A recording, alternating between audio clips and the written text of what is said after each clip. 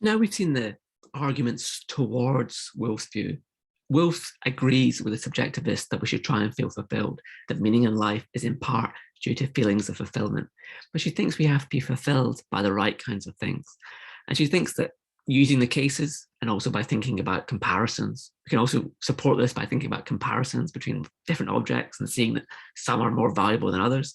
This gives us reason to think that there are objective values. And if we live our lives such that we, bring about some of these objectively valuable things by doing genuinely worthwhile activities, we'll not only feel fulfilled, but we'll feel fulfilled by things which merit fulfillment or things for which fulfillment is fitting.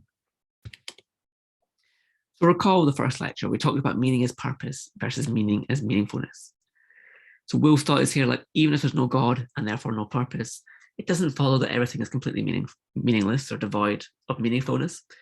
Just because we're tiny specks in a huge universe that doesn't care anything about us, we can still bring about objective values. And by bringing about objective values, objectively meaningful things, we can do something that is important, that has genuine meaningfulness. And it's not just meaningfulness for us, but things that are meaningful for everyone, or ought to be meaningful for everyone. This would imply, so if everything was completely meaningless, this would imply that all lives were equally meaningless or meaningful. And Woolf thinks that's not the case. She thinks that, somebody like Nelson Mandela clearly has a better, more meaningful life than Blob.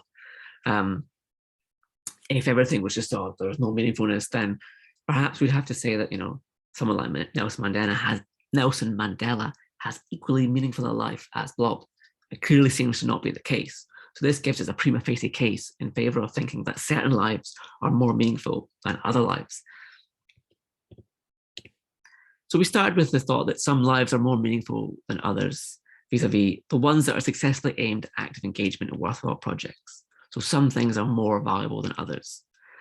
So worthwhile here is meant to be objective. When we think about worthwhile activities, we're thinking of ones that really merit it, are really worth it. Challenges 1 and 2 shouldn't give us any reason to doubt this, right? They can, challenges 1 and 2 are, trying to give us a case that, we're not special, we're tiny specks, or we might have not come into existence. But that doesn't matter here on Woolf's view. The fact that we might not come into existence, or that we're tiny specks in like a big universe that cares nothing for us, doesn't matter, because we can still bring about objective value. We can still engage in worthwhile projects that have meaning and that grant meaningfulness to our lives and that can inspire others to have meaningfulness in their lives. So remember that Woolf thinks that meaning arises when subjective attraction meets objective attractiveness. So we have a wide scope for which projects we can engage in. We can choose, in a sense, our own meanings and which projects to be engaged in. We can decide to, be an artist or a philosopher or a poet or a politician or a moral crusader or a footballer. These can all be meaningful pursuits. But Woolf thinks that not all choices are equally legitimate. There are some that are just more worthwhile than others, and some that are not worthwhile at all.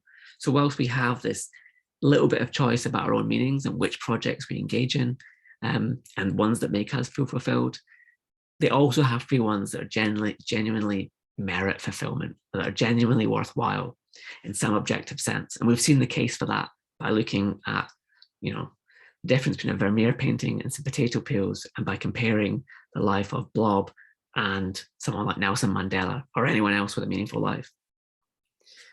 Now, before the end of the lecture, that's Woolf's view, I want to just introduce some worries, some potential objections for Woolf's view. And the first one is its reliance on objective value. So Woolf grounds meaningfulness on objective value. You might think, okay, she made a prima facie case for objective value, but is there in fact objective value? Now, we're not going to get into too many of the deep discussions or theoretical discussions about meaningfulness here, about objective value itself and the nature of values in this section. Perhaps it's something you'll do further down the line. But there's at least a lot of controversy about whether there are objective values. And it's interesting that even as a prima facie case for objective values, it doesn't mean that there actually is. We still have to give a plausible account of how those work. So Wolff's account then seems to rest on this idea that there's objective value, and this might be a worry. But she might say, look, along with David Wiggins, she might say it's precisely objective reasons that the will craves, determining what is worth pursuit. Often it could not go forward unless it thought it had them. And it seems to be this kind of thought that Wolff is appealing to, and trying to make the case that there is objective value. But perhaps she's only really making the case that we want objective value. We want to have objective reasons to take part in certain pursuits. But there's still an extra step there to show that there actually are these objective values. It's not clear that makes sense as an idea. And the worry I have is, though, if it turns out there's not objective value, then Wolff's account implies that we cannot have meaningful lives, right? So now you have this very substantive view about value that says that there are objective values. And whether we have meaningful lives rests on that. And that requires further arguments. And there's always the risk that it turns out there's no objective value, and then we don't have meaningful lives. So you might think this is actually another challenge to meaningfulness. You might think that the worry that we can't have objective value is a challenge to the idea that we have any meaningful lives. Now, a second worry is to do with mortality and immortality. So remember challenge 4, mortal lives might not be meaningful lives. There's a worry here that, we die and we die and we don't get to see the fruits of our labor. And you can extend this a little bit by thinking about how we die, and then after a certain amount of time, none of our achievements exist, right? They all get destroyed. Our memories go, our loved ones go, the people that remember us, our achievements, the way in which other people might remember us, that all goes after a while. And eventually the universe goes as well. So you might worry that this all affects meaningfulness. Now, Wolff herself doesn't say anything about whether mortal lives can be meaningful lives. The worry that I have here is that maybe some of her case implicitly relies on the idea that our worthwhile activities will always be worthwhile.